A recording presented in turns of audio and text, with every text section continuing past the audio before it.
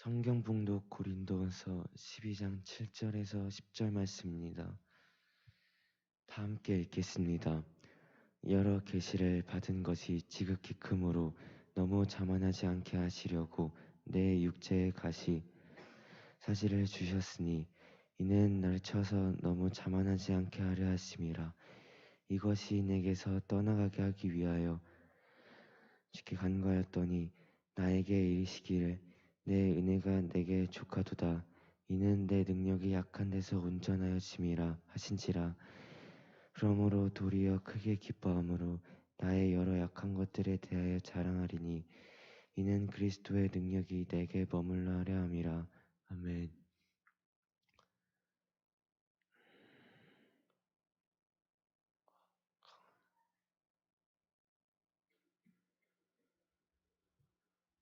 우리 마음에게도 가시가 있을까라는 제목으로 최태영 강사님께서 말씀 전해 주시겠습니다.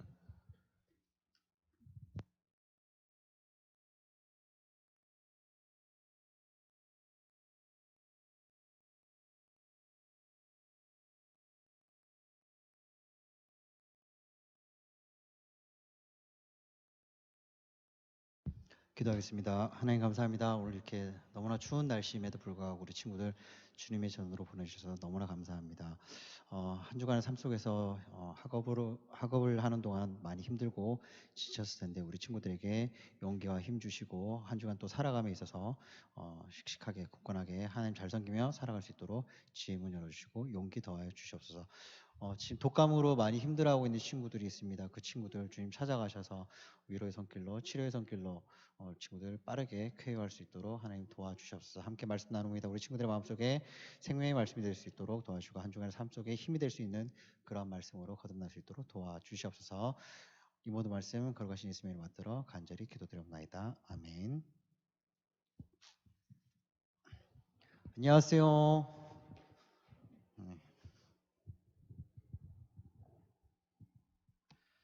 오늘 독감으로 지금 강사님한테 못 온다는 친구들만 6명이에요. 와, 진짜 엄청나죠? 목소리들이 완전히 갔어. 무슨 말인지 모르. 알았어. 지금 네 그렇게 되는 상황입니다. 그래서 여러분들도 독감 조심하시고 아프지 마세요. 아프면 너무나 속상합니다. 지금 강도사님의 부모님도 이틀 전에 같이 코로나가 걸리셨어요.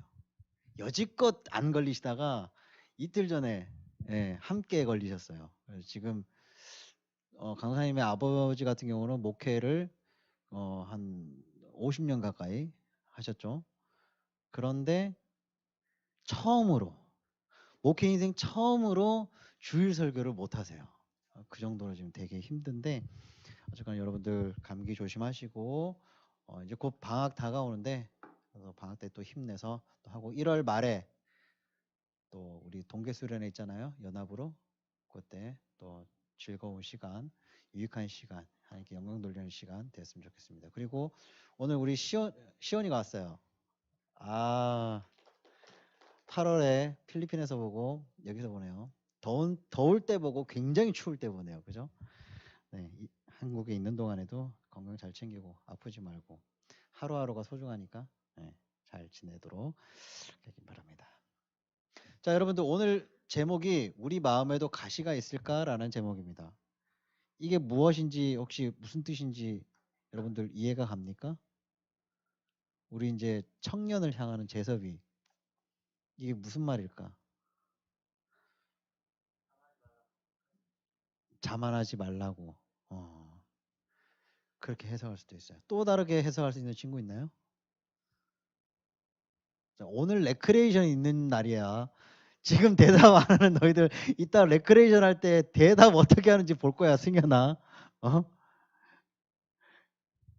하나만 물어보자. 너 기도문 그거 언제 작성한 거야? 예전에 작성한 거지? 강사님이 전사님일 때? 어.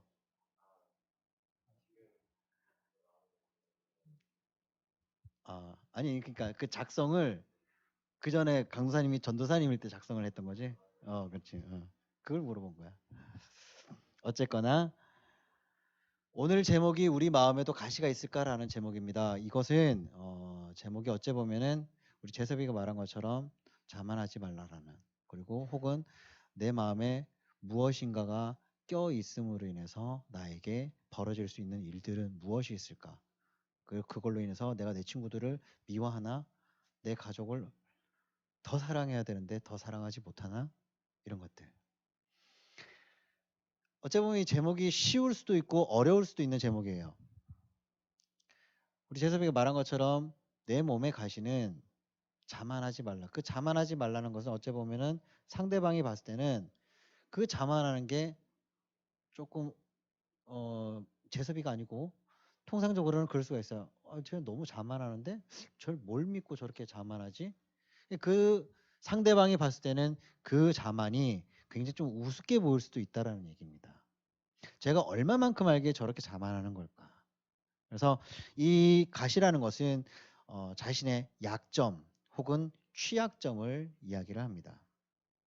그것 때문에 내가 불행해질 수밖에 없다는 그 약점, 그것은 무엇일까요? 여러분들의 마음속에 아마 그런 것들이 있을 수도 있어요. 흙수저 인생이다. 뭐 요즘 그런 말도 많이 하죠. 뭐 아니면 다이아몬드 수저다, 비브라늄 뭐 수저다, 뭐 이런 얘기 많이 하는데, 때로는 나 자신에 대해서, 여러분들 자신에 대해서 아무런 희망도 기대도 없는 여러분 자신의 처지를 통한 고민과 고통이 여러분들에게 가시가 될 수도 있습니다. 오늘 본문을 보면은 바울에도 가시 혹은 육체의 가시가 있다라고 합니다. 육체의 가시는 육체로부터 오는 취약점입니다. 그것이 나의 뭐 어떤 장애가 될 수도 있고 어떤 이제 신체적 한계가 될 수도 있습니다. 그래서 그것 때문에 경쟁력에서 뒤떨어지고 내 인생을 혹은 여러분들의 인생을, 각자의 인생을 불행하게 함으로써 나를 괴롭히는, 그리고 오늘 성경에 나오는 바울의 육체의 가시, 바울은 육체의 가시를 붙들고 오늘 이 본문의 고린도 후서를 쓰고 있습니다. 바울이 받았다는 이 육체의 가시는 무엇일까요? 고린도 후서가 해석되기 시작한 데부터 지금까지 이 가시에 대해서 여러 가지 말들이 많았어요. 이 가시는 뭘까? 바울이 말한 이 가시는 뭘까? 추측이 여러 가지들이 있어요. 신학자들 사이에서. 뭐 예를 들어서 뭐 마귀의 공격이다. 아니면 음욕을 일으키는 것이다. 혹은 그 가시가 외부적으로 오는 바울의 반대파에 의한 것이다. 혹은 히스테리나 우울증이다. 혹은 두통, 간질, 말라리아, 안질은 눈의 질병 등등등 여러 가지가 해석되고 있습니다.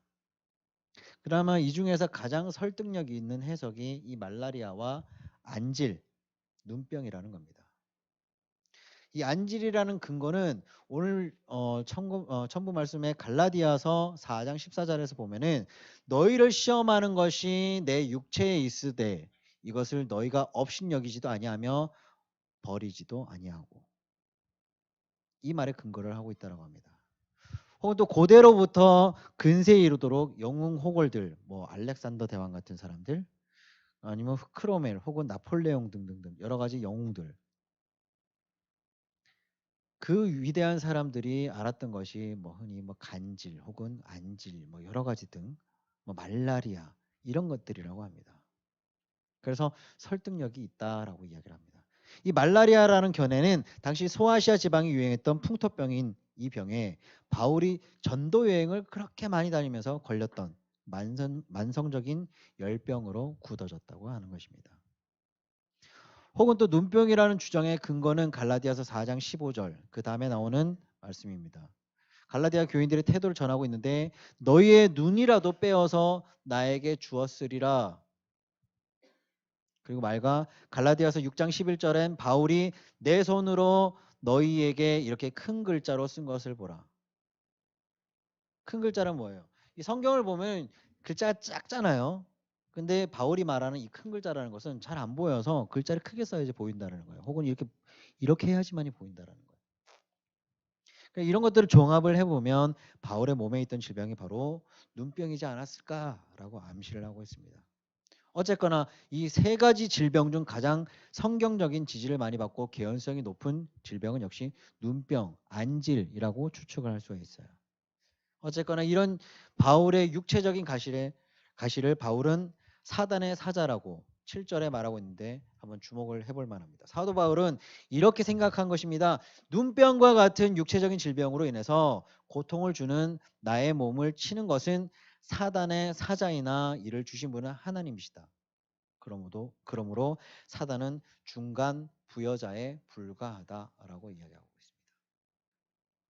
바울은 그 육체적인 고통도 그렇게 힘겹지만은 않았던 것입니다. 그것조차도 감내했던 것입니다. 기쁘게. 자, 그러면 강사님 한번 물어볼게요. 여러분들 지금 청소년기예요.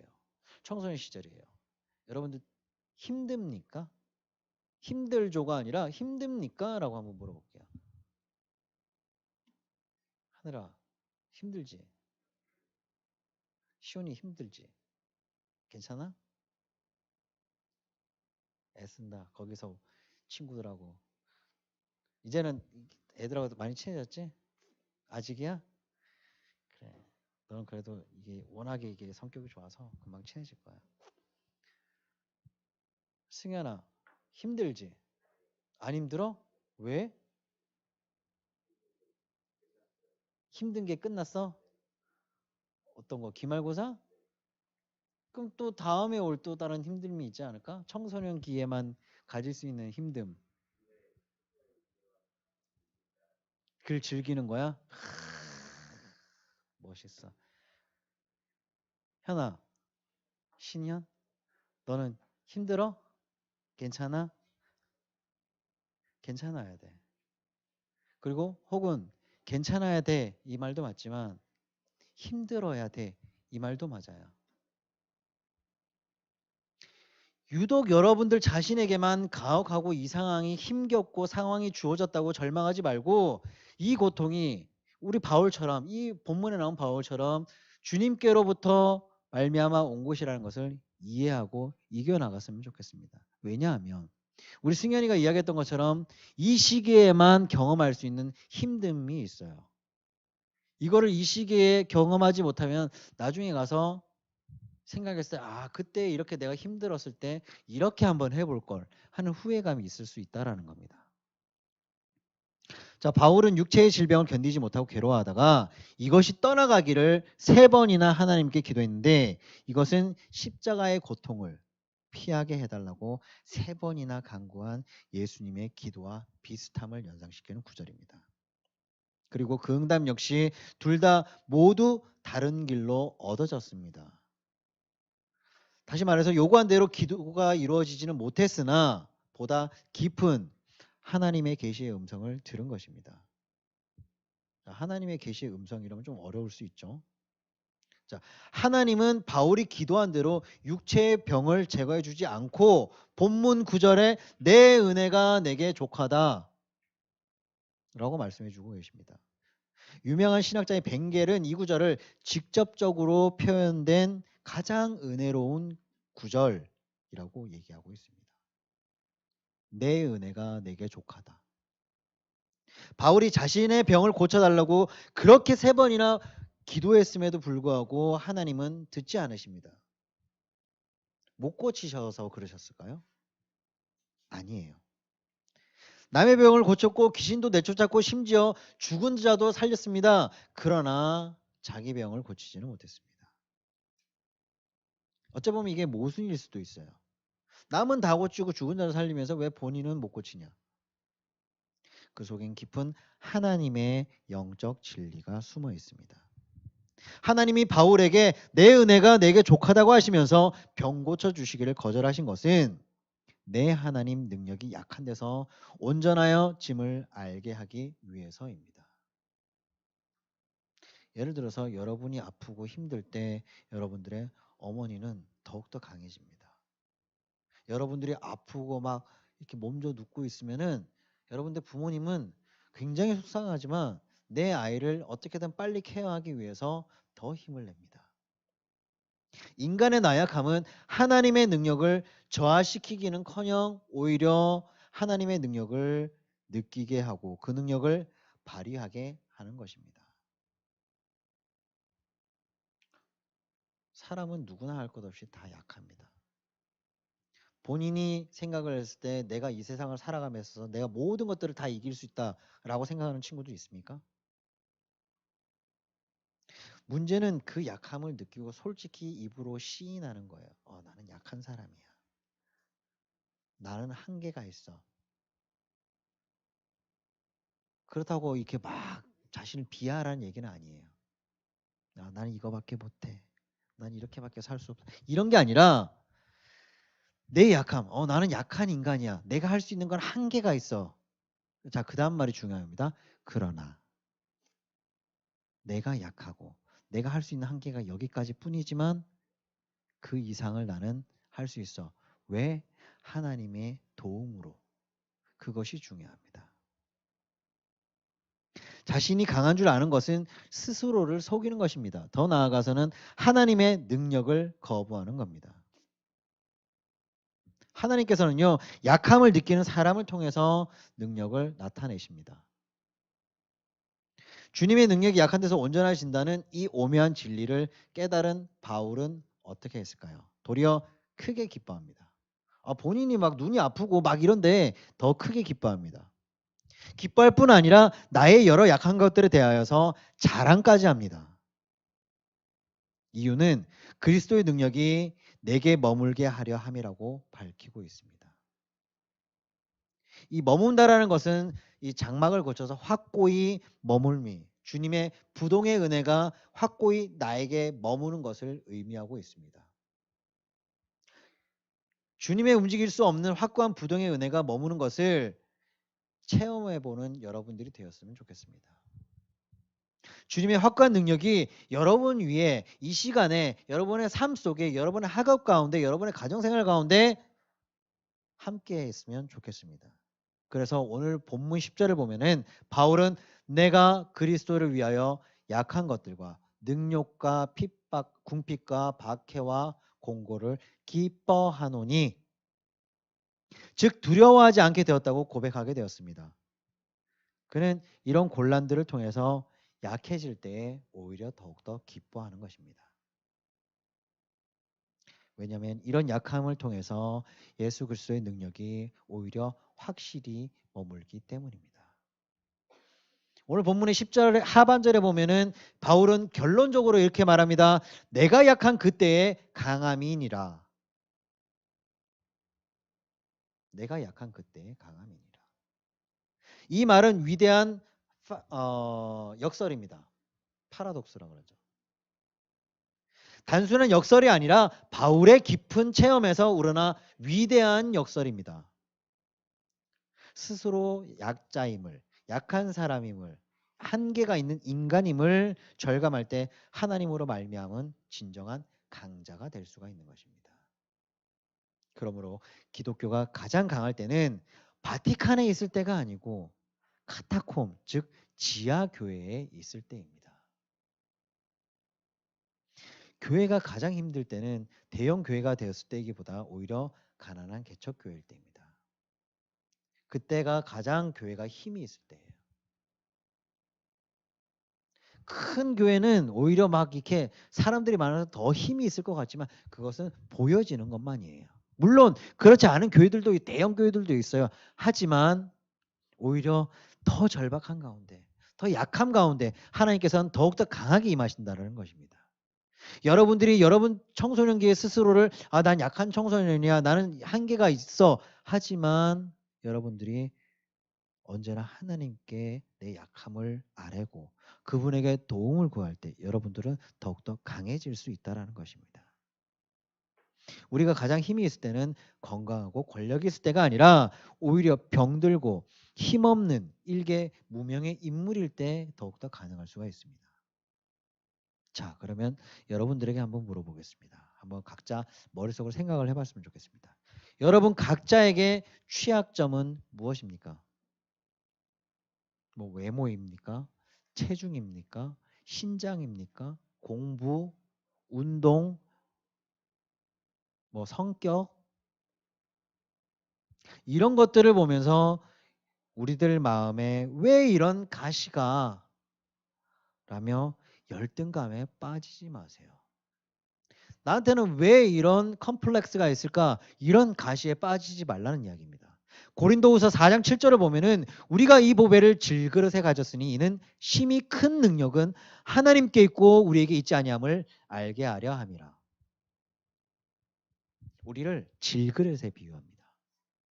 비록 우리 몸이 흠도 있고 찌그러진 장애와 혹은 못난 부분이 있다 할지라도 우리 속에 여러분들의 청소년 때 자아가 성장하는 그때에 여러분들에게 보배인 예수 그리스도를 담으면 하나님이 더 큰 능력을 나타낼 수가 있습니다.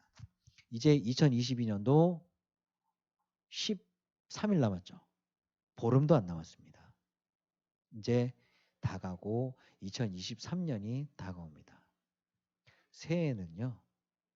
중요한 것은 정말 중요한 것은 질그릇이 아니라 여러분들 마음속에 무엇이 담겨져 있느냐라는 것을 알아가고 담아가는 우리 친구들이 됐으면 좋겠습니다. 여러분들 각자 마음속에 내가 올해 2023년도에는 내가 작년보다 한 살을 더 먹었지만 물론 내년부터는 만 나이로 간다고 해요. 한국도. 하지만 어쨌거나 내가 한 살을 더 먹어서 내 마음속에 무엇을 담을까? 그냥 주어진 상황대로 그냥 아이고 그럼 또다시 하루가 가고 한 달이 가고 1년이 가니까 새해가 왔네가 아니라 작년 2022년도 이렇게 마무리했지만 올해 2023년도에는 이렇게 해야지. 그래서 내 마음속에 무엇을 담아야지. 그것을 명확하게 규정하는 여러분들이 됐으면 좋겠습니다. 우리 가정의 친구들의 마음속에 참 보배이신 그리스도를 담고 빛나는 보석 상자가 되시기를 간절히 소원합니다. 아멘. 기도하겠습니다. 하나님 감사합니다. 오늘 우리 친구들과 함께 우리 마음에도 가시가 있을까라는 제목으로 함께 말씀을 나눴습니다. 우리 친구들 마음속에 한계가 있고 우리 스스로가 약함을 인정할 때 하나님께서 더욱더 큰 능력을 주시고 우리 친구들 마음속에 질그릇이 아니라 우리 친구들 마음속에 무엇을 담을지 각자 고민하여서 하나님께 지혜를 구하고 하나님과 동행하는 새해를 맞이할 수 있는 우리 친구들이 될 수 있도록 도와주시고 늘 변함없이 우리 친구들을 아끼고 사랑하여 주시옵소서. 오늘 한날의 날도 복된 날 될 수 있도록 도와주시고 건강 지켜 주시옵소서. 이 모든 말씀 거룩하신 예수님을 받들어 간절히 기도드리옵나이다. 아멘. 주님 가르쳐 주신 기도로 예배를 마치겠습니다. 하늘에 계신 우리 아버지여 이름이 거룩히 여김을 받으시오며 나라의 마옵시며 뜻이 하늘에서 이루어진 것 같이 땅에서 이루어지이다. 오늘날 우리에게 일용할 양식을 주옵시고 우리가 우리에게 죄진 자를 사하여 준 것 같이 우리 죄를 사하여 주옵시고 우리를 시험에 들게 하지 마옵시고 다만 악에서 구하옵소서. 대의 나라와 권세와 영광이 아버지께 영원히 싸움나이다. 아멘.